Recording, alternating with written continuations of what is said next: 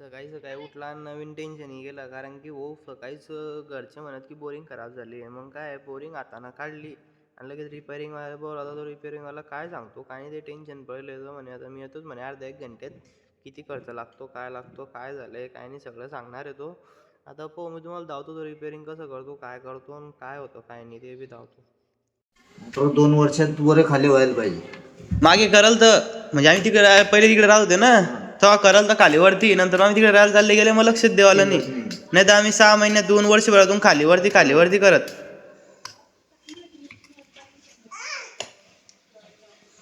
श्रद्धाव काट नाको सारी.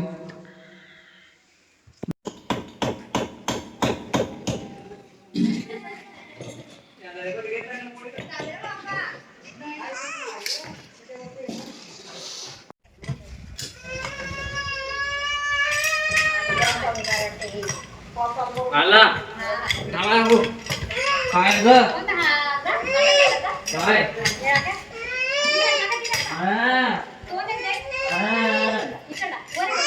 काय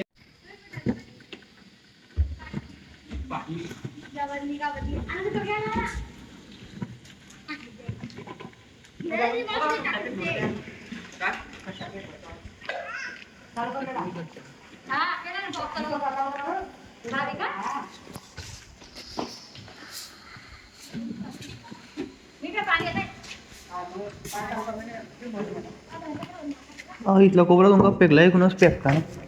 काम चालू ना काम चालू ना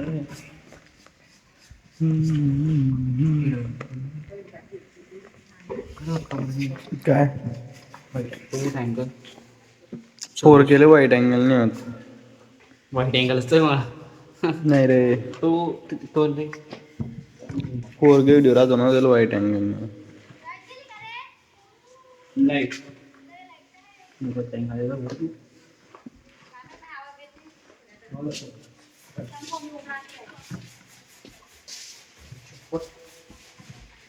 तो रिपेअरिंग वाला तर म्हणे की मोटरचं काहीच खरं नाही म्हणे. आता जे आहे ते तुम्हाला एकदम नवी टाकणं पडेल ना.